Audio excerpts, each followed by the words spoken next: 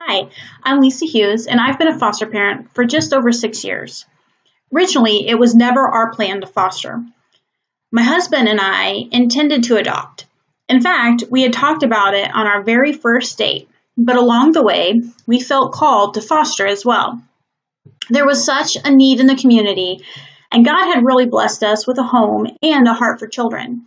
So here we are, 6 years later, and 26 kids later. While extremely rewarding, this life isn't easy.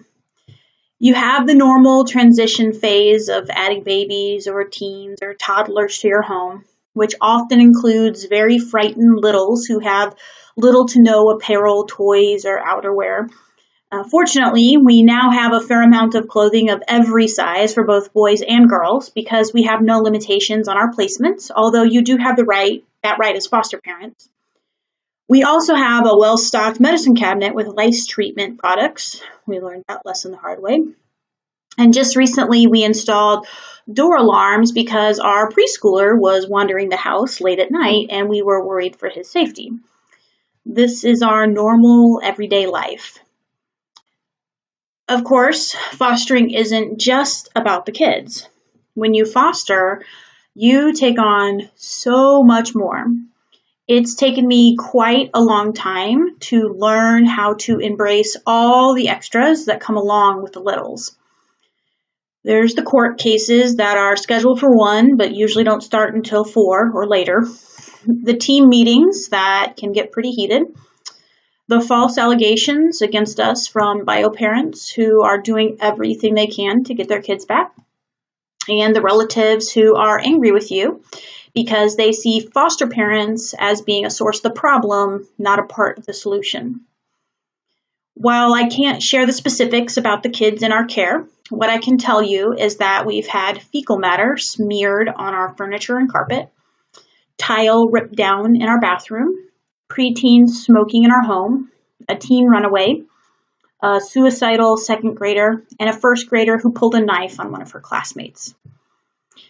Yet, with the right amount of grace, patience, and love, fostering can really turn into a beautiful thing.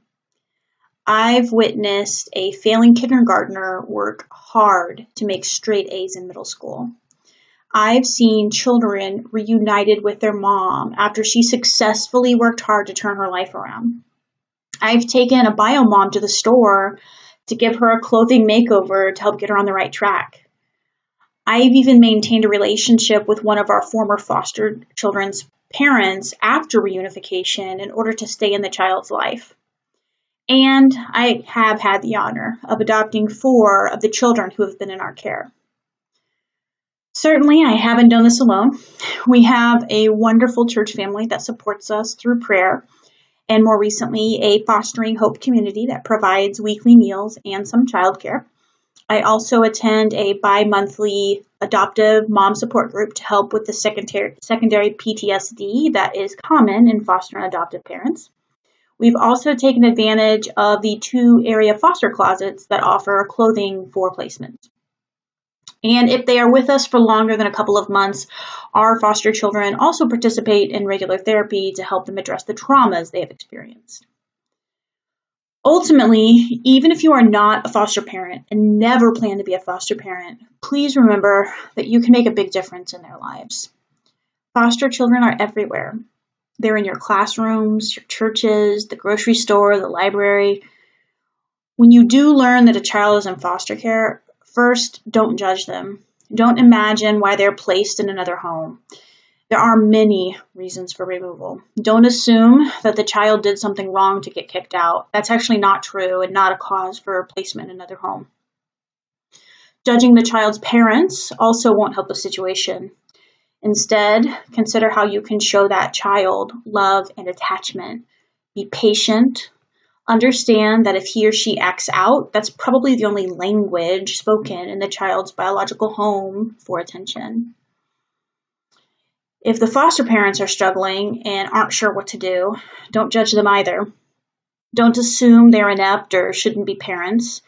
It's a hard life caring for children with special needs. And each child is different. To maintain our license, we have to have 15 hours of training every year. but that still doesn't prepare me for everything. And finally, don't assume that everything the child tells you is truth. Certainly, follow up with the parents and the law if necessary, but keep in mind that foster children may lie to manipulate the situation, gain attention, or even form unhealthy attachments. The best thing you can do is to help the child learn to make those attachments with his or her foster parents and ultimately biological parents. If the foster parents reach out for help, listen, encourage, offer support, and point them to resources that can help. Trust me, we need it.